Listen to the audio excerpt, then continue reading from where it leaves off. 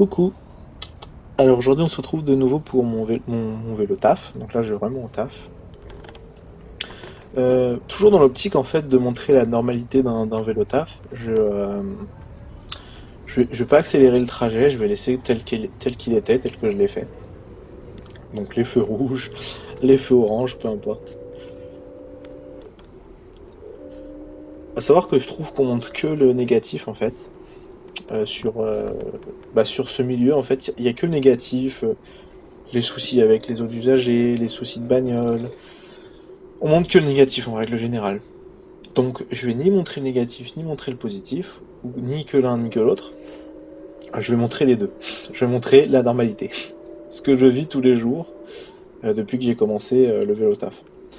Alors à savoir que moi je trouve que on n'a pas beaucoup plus de désagréments que dans les autres moyens de transport. Alors certes c'est plus risqué, hein. Il y a plus de facilité à avoir des problèmes, c'est sûr. Mais, euh, mais ça change pas vraiment le niveau de stress ou je sais pas comment expliquer, mais mentalement la charge en fait que la charge d'émotion, peu importe. Quand on est en voiture, on a les bouchons, on a les autres usagers aussi, on a les feux rouges à prendre aussi, etc.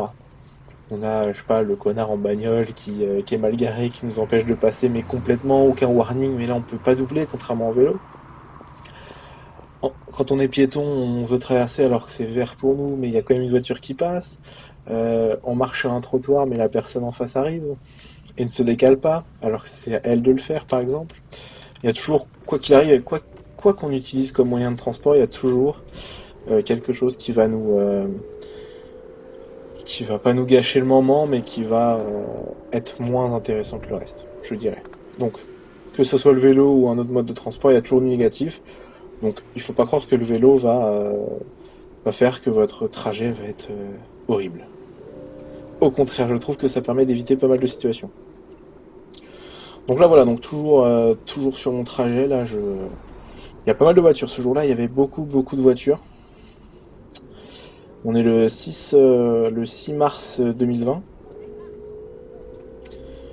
Donc voilà, il y a pas mal de voitures sur le trajet, mais bon. Du coup, je prends mon temps, j'y vais tranquille.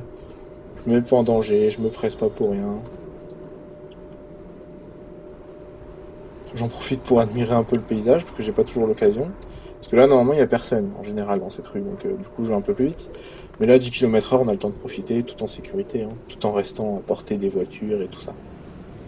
Enfin, hors de portée, principalement.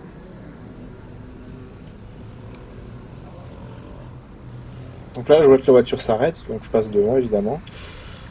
Je pense qu'elle m'a peut-être vu, elle voulait me laisser passer, j'en sais rien, en fait.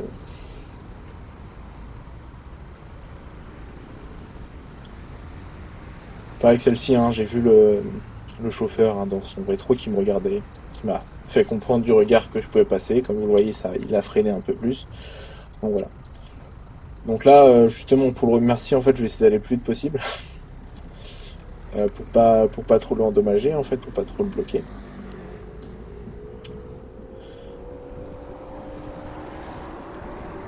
Surtout qu'il y a les ralentisseurs, donc dans tous les cas, il aurait pas pu aller à 40 ici. Quoi. Donc voilà. Voilà, cette partie était assez simple. Comme vous voyez, la route est un peu humide, mais il pleut pas. Il n'y a pas d'eau.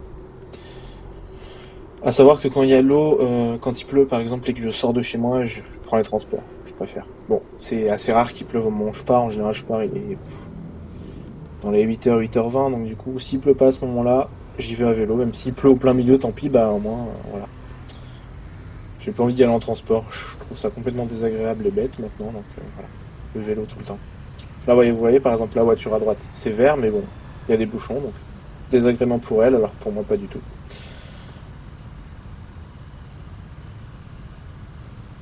Voilà, elle est bloquée, mais pas moi. Donc forcément, il y a toujours un truc qui va être énervant sur le trajet, quoi qu'il arrive.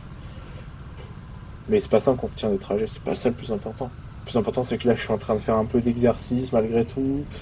Je vais vite, je profite de la vitesse, mais pas trop. Enfin, je regarde un peu le paysage, surtout avec les images après, ça me permet vraiment de profiter à fond du trajet. Donc voilà, c'est plutôt positif comme moyen de transport. Là récemment j'ai vu que qu'apparemment le coronavirus, enfin avec le coronavirus, le moyen le plus protecteur on peut dire serait la voiture. Euh, Ça a été fait selon un vote. Je pense que tous les votants étaient des pro voiture quoi. Parce que être bloqué dans une voiture avec les pots d'échappement en face, euh, être confiné dans une pièce avec plus de personnes que quand on est sur un vélo, et surtout que vu qu'on est dans les bouchons, bah on reste bloqué dans la voiture avec ces personnes-là, donc voilà. Je pense pas que ce soit l'idéal. Ah, j'ai toujours peur en fait parce que je tourne à gauche. Et voilà, il y a une voiture qui arrive, mais du coup je me méfie maintenant. En fait, je prends le trottoir dans le sens où ici c'est considéré, en tout cas par l'application GVolo, donc ça se trouve c'est pas du tout le cas, hein, mais c'est considéré comme cyclable. Donc c'est vrai, c'est pas bien. Mais je vais doucement, je fais attention, mais bon, comme tout le monde en fait, tout le monde dirait ça à la place. Bon ok, j'en ferai un peu la règle, c'est vrai.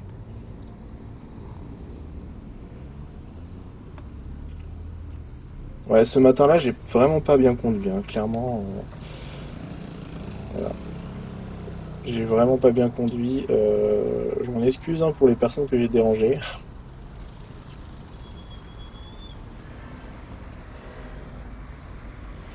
Donc là, c'est un pont à la base que je prenais à la main. Ou, enfin, je prenais le vélo à la main, quoi, et puis j'allais sur le quai. Sauf que là, j'ai compris comment le prendre.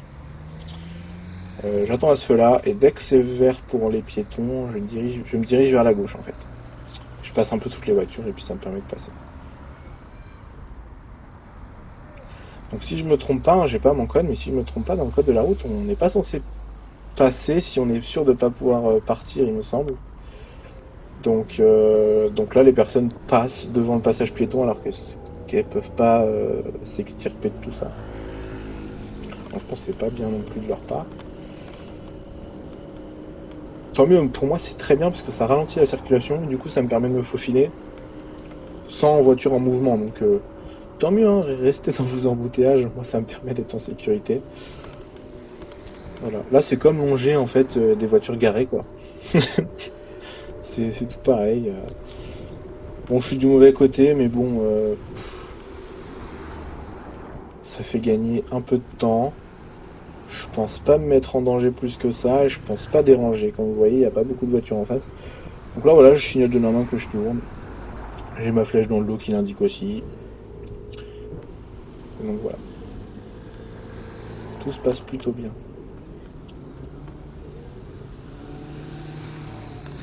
Ouais, donc pour en revenir à mon sujet principal, je pense pas que le Vélotaf ça soit du négatif.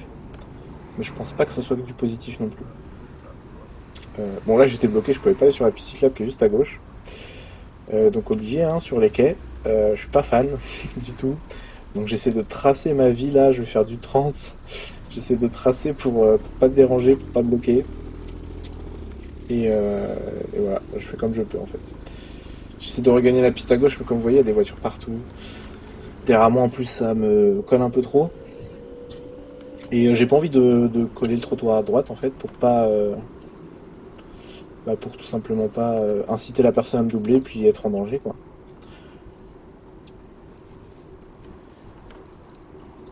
Donc dès que ça se calme un peu, je reprends le sujet principal, hein. Là j'ai fait une grosse bêtise, hein. J'ai fait un truc que j'aurais pas dû faire. Je savais pas qu'on pouvait pas tourner là en fait. Et du coup je bloque cette voiture, elle va me klaxonner. Je vais lui faire désolé mais en fait comme j'ai voyé des voitures faire ça au début, bah je pensais que c'était possible mais je pense pas. Je pense que non. Bon tant pis, dans tous les cas j'attends mon tour. Donc voilà, je disais, oui, que le bêta c'est pas que du négatif, mais c'est pas que du positif non plus. En fait, comme dans tout moyen de transport, il y a du pour et du contre, hein. Mais je trouve que le positif est largement au-dessus du négatif. Le négatif, ça sera quoi là? Ça sera peut-être des automobilistes qui seront pas très, euh, pas très civilisés, on va dire, un peu égoïstes, mais rien de vraiment méchant à part des fois quand même. Ça met vraiment en danger, mais la plupart du temps, moi c'est pas non plus bloquant pour moi. Comme vous voyez, je me mets au milieu de la route, donc personne peut me dépasser là, au milieu de la route. Donc même s'ils veulent, ils peuvent pas. Je pense qu'aussi certains automobilistes essaient de vous dépasser parce que vous collez trop là comme je le fais là, les portières. Donc forcément ils disent bah il y a de la place, je vais essayer de passer. Et là ça vous colle, ça vous dérange. Je pense qu'en fait il faut un peu plus s'imposer sur la route. Alors peut-être on va se faire klaxonner. Ça m'est pas arrivé encore de me faire klaxonner parce que j'étais au milieu. Euh, donc je pense que les voitures comprennent. Ils sont pas tous cons, hein. Ils savent aussi qu'on est en danger et que puis s'ils nous créent un accident, ils auront l'air cons et puis avec tout ce qui va suivre et tout. Donc je pense qu'ils y pensent aussi, donc tant pis, ils font avec. Surtout qu'ils savent que si on arrive à une voiture, hop, on les dérangera plus parce que nous on va se faufiler. Du coup, forcément, là, on n'est plus un obstacle en fait, on n'est plus une gêne. En fait, je vois le cyclisme comme de l'eau, ça s'enfile partout. Et ça bloque nulle part du coup, forcément. Donc voilà, je pense que certains automobilistes ont compris ça. Automobilistes, un motorisé, peu importe hein, ce que vous voulez. Et du coup, bah, c'est pour ça qu'ils sont contents limite de nous laisser passer quoi. On a un demi-obstacle pour eux peut-être.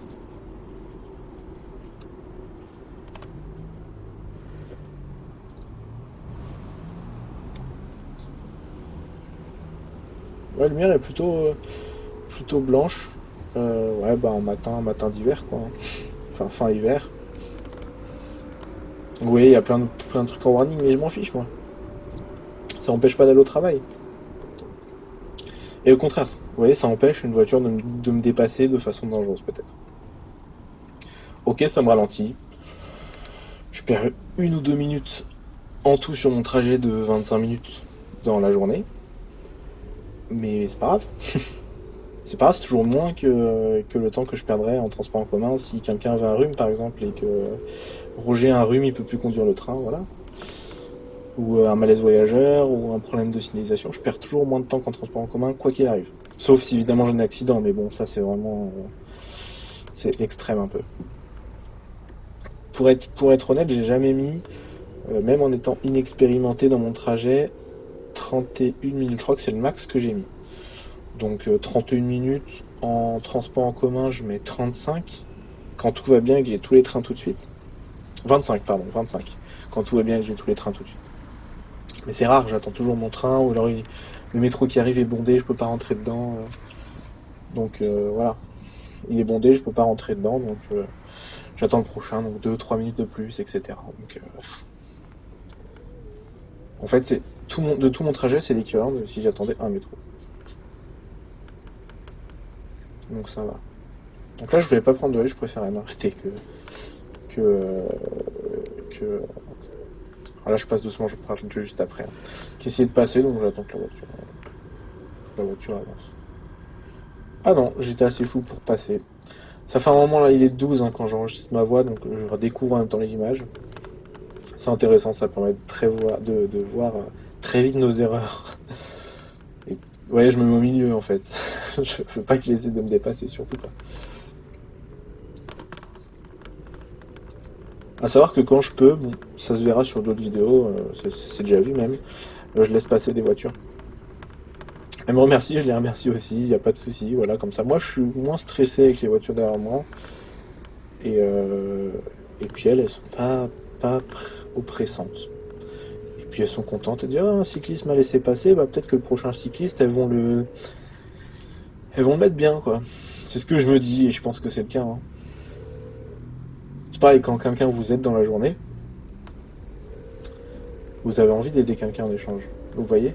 Donc je pense que c'est un peu le principe en fait. Si on c'est con, c'est un truc à la con, philosophe de merde, mais quand t'es gentil avec une voiture, bah, une voiture sera gentille avec un autre cycliste. Et ça se trouve ce cycliste c'est vous. Et donc en étant gentil avec une voiture, je suis gentil avec vous indirectement. Et je pense que c'est comme ça qu'on va mettre un maximum de cyclistes dans la poche, parce que plus les voitures seront sympas avec les cyclistes, les scooters, etc. Et plus les gens ont envie d'être ce cycliste-là, avec qui les gens sont sympas. Donc plus il y aura d'images sympas sur le net. Donc là je vous disais de tourner, vu qu'elle indiquait qu'elle voulait passer, mais elle l'a pas fait. Donc voilà. Ouais, j'ai été sympa, j'ai essayé de laisser passer, elle voulait pas, tant pis.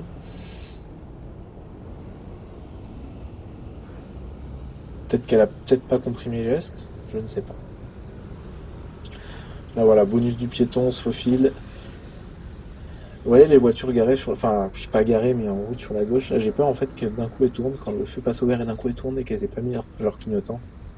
Et que je me les prenne. Donc méfiez-vous des roues en fait. Moi ma technique c'est de regarder les roues avant. Pour savoir si elles sont prêtes à tourner ou pas. Alors forcément il y a toujours une voiture qui va tourner au dernier moment. Qui va toujours tourner ses roues au dernier moment. Alors désolé si vous entendez du bruit, c'est mon chien. Il a besoin de câlin. Donc voilà, une petite technique, au passage. Ce sont des motards qui m'ont donné celle-ci. J'applique au vélo aussi. Regardez les roues, ça aide toujours à savoir où va la voiture.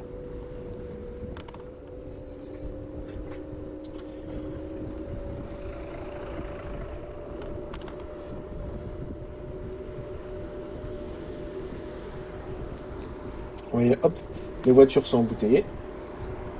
Elles sont bloquées au rond-point, et moi ça me permet de quoi? Ça me permet de passer tranquille en étant protégé des voitures d'en face.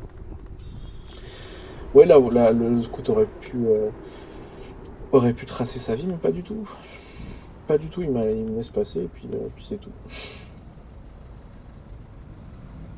Ouais, c'était sympa. Après, au feu rouge, au prochain feu rouge, je vais me demander si c'est parce que j'ai la caméra qui descend pas, ou bah, si c'est comme ça, peut-être qu'il l'a pas vu. Je l'ai pas vu, ses yeux, je les ai pas vus se focaliser dessus. Mais voilà, je pense que ça aide quand même, hein, si ça peut aider, une petite GoPro. Petite GoPro pour avoir de la gentillesse. C'est plutôt cool. Voilà, hop. Il y a une petite piste cyclable à droite, donc je vais essayer de m'engager. Des fois, les voitures se servent beaucoup ici, donc je peux même pas passer, c'est horrible. Et là, vous voyez, le feu est vert en face. Et là, je vais me donner, je vais me dire, allez, je l'ai. Mais non, je ne l'aurai pas. Donc voilà, la tristesse. À chaque fois, c'est pareil ici. À chaque fois, c'est pareil ici.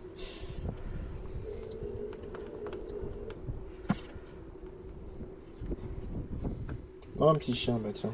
Regarde, toi, il y a un ami à toi ici. Elle est en train d'essayer de me monter dessus. Ouais, voilà, petit feu, hein, rituel que tout le monde doit passer. Tous les jours, tout le temps, quoi qu'il arrive, les feux font partie du trajet. C'est le quotidien. Pareil, hop, voiture embouteillée égale cycliste protégé. C'est comme ça que je le vois maintenant. Là, vous voyez, il y a un truc de bus où nous on peut passer en tant que vélo, mais je ne supporte pas ça en fait. Je ne supporte pas ça parce que la route est toute cabossée en fait.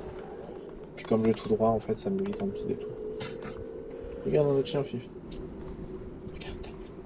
Attention.